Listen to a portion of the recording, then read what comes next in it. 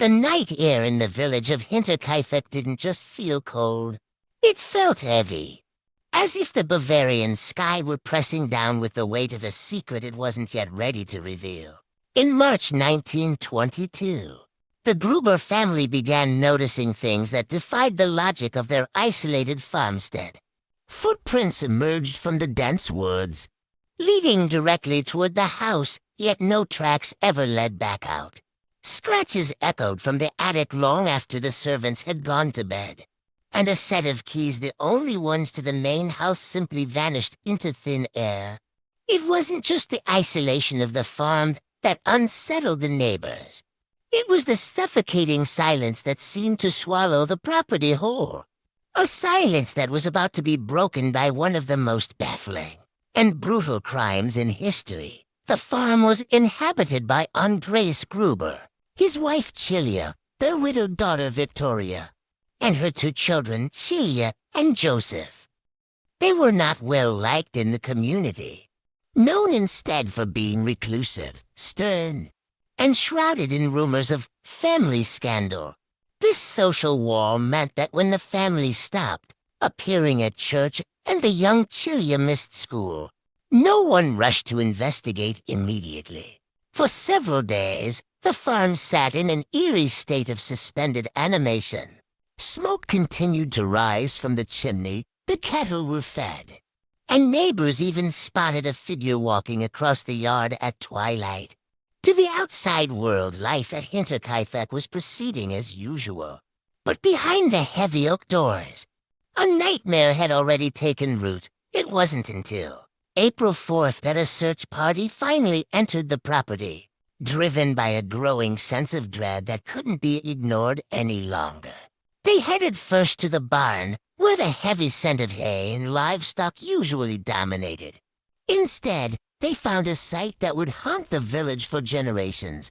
Stacked neatly in a corner, partially covered with hay and an old door, were there bodies of Andres, his wife, Victoria, and young Chilia.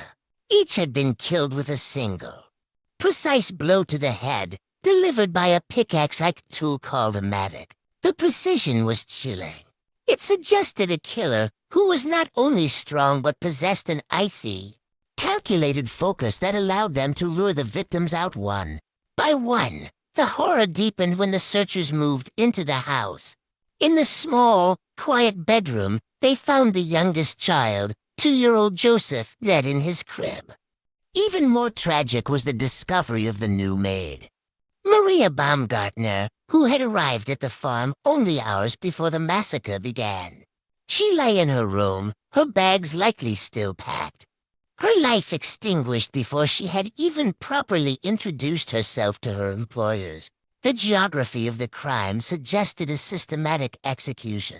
The killer had essentially set up a trap in the barn, waiting for each family member to investigate a noise or a missing relative, before finishing the job inside the domestic sanctuary of the farmhouse. As the investigation commenced, the details shifted from horrific to truly bizarre.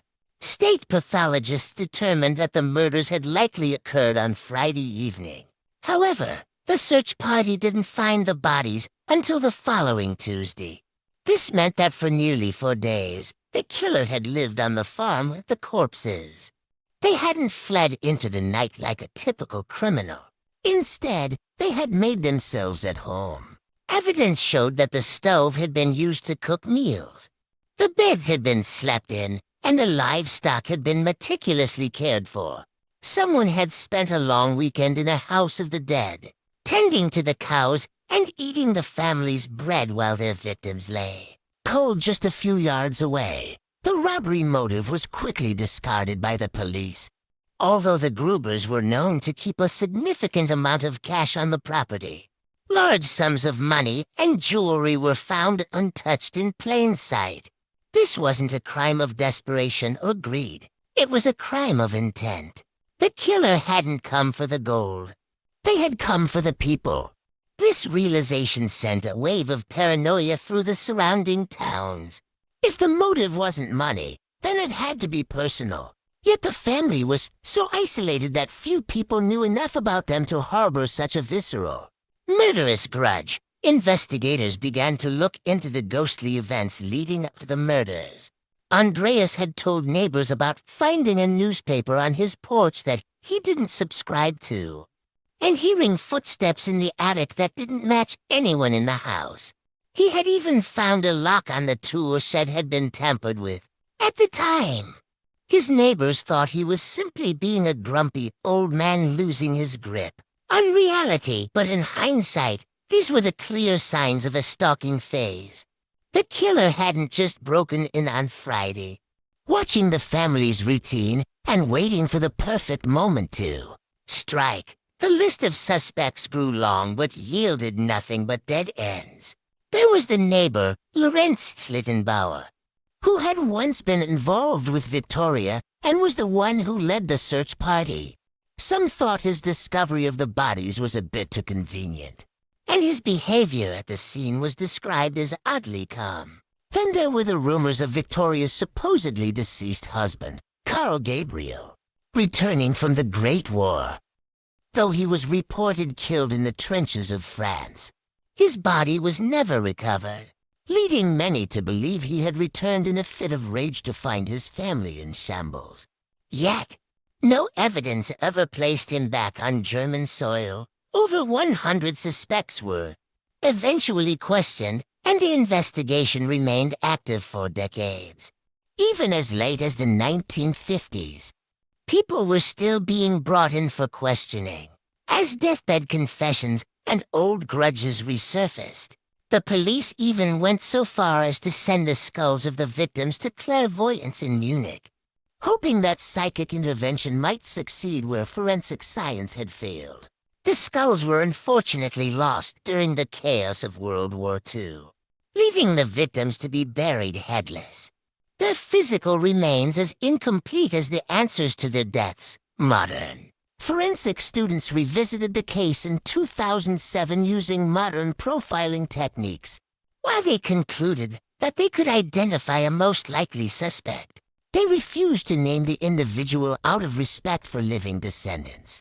They noted that the killer likely had a high degree of local knowledge and a specific emotional connection to the farm itself. The profile suggested a person who felt they had a right to be there, which explains why they felt comfortable enough to feed the animals and cook meals after the slaughter.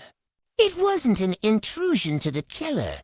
It was a reclamation. Today, the farm at Hinterkaifeck no longer stands. It was demolished a year after the murders, as if the village tried to scrub the stain of the event from the earth. A simple stone shrine now marks the location, standing in the middle of a quiet field where the wind still seems to carry an uneasy chill.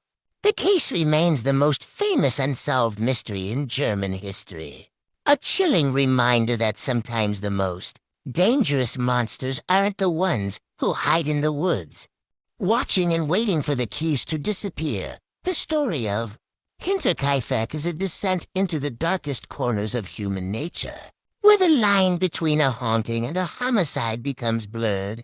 It challenges our sense of safety and leaves us wondering who might be walking in the shadows of our own lives.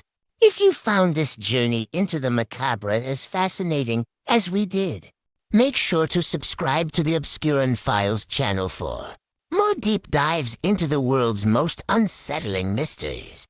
Don't forget to like, comment, and share this video to help us bring these forgotten stories back into the light.